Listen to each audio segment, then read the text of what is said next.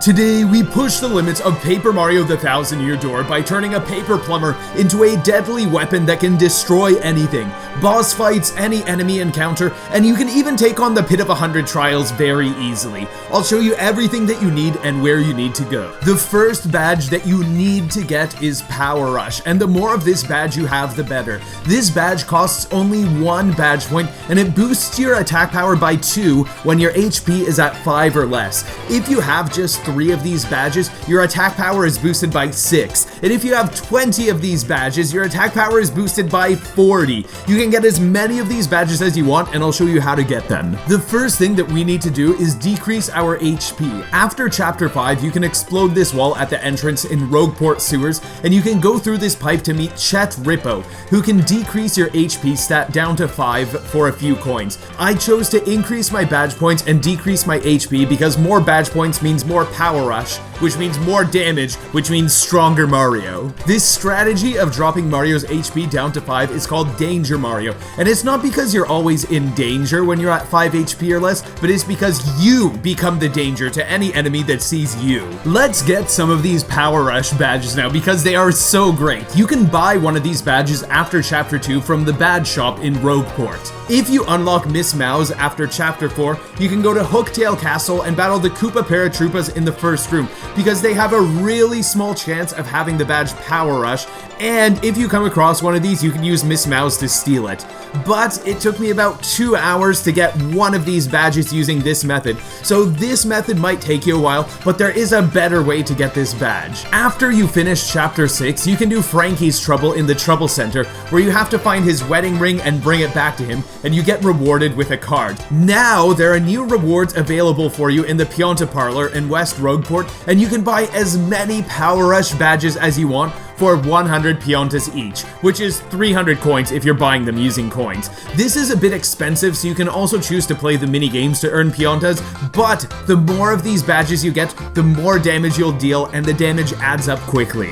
The next badge that you need is Multi-Bounce, and this is a badge that you could get early on in the game in Schwank's Fortress, where the Fuzzies were, which is east of Petalburg in the first chapter of the game. This badge lets you jump on each enemy in a row if you can hit the action commands, and if you combine this with a bunch of Power Rush badges, you can deal massive damage onto all enemies. But some enemies that you face off against might be spiky, so that's why you should also get the Spike Shield badge so that you can use Multi-Bounce to defeat them too. You can get the Spike Shield badge after Chapter 4 when Vivian joins you, and you can use her hiding ability in this room in Rogueport Sewers to make it past the spikes to get to the treasure chest so that you could have this badge. The badge Ice Power is similar to Spike Shield, except it lets you jump on fire enemies without getting hurt instead of spike enemies. If you have Spike Shield, Ice Power, and Multi-Bounce, you can hop along on all kinds of enemies, and if you have 5 HP and a lot of Power Rush badges, you are already going to be dealing massive damage to all kinds of enemies that you are going to be facing off against. You can get the Ice Power badge on Keelhaul Key from this bridge here.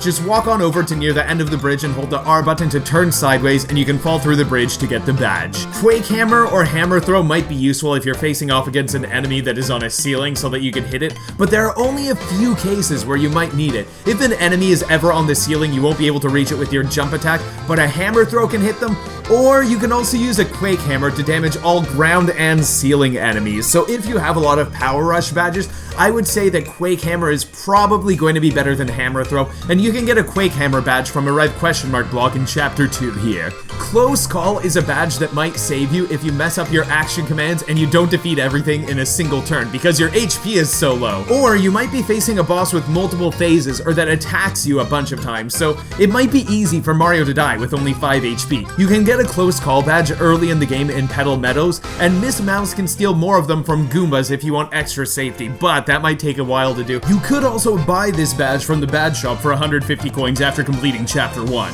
And there are also some other defensive badges that can help quite a bit. Last Stand is a badge that cuts the damage you receive even half while you are in danger. And if you have only 5 HP, then you're always in danger, so this badge is always active. You can get one of these badges in the Hall of Glitzpit here, and you can buy another one from the badge shop in Rogueport. If you equip both of these badges, you don't take 1/4 damage, you only take 1/3 of the damage that you'd normally take. And if you get another one of these badges by stealing it from a Hyper Goomba, then you take 1/4 of the damage that you'd normally take. If you have 2 Last Stand badges equipped, that means you're already going to be taking only 1/3 of the damage you'd normally take, so you'll have to face off against a pretty strong enemy to get defeated in a single hit. Another badge that you can add for extra safety is the badge Damage Dodge. You can get this badge in Rogueport sewers near where you meet Punio, and this badge makes you take 1 less damage when you successfully block an attack. Defend Plus is another defensive badge that you can add for extra safety because it boosts your defense by 1, but it costs 5 badge points, so that is a bit of a cost in terms of badge points.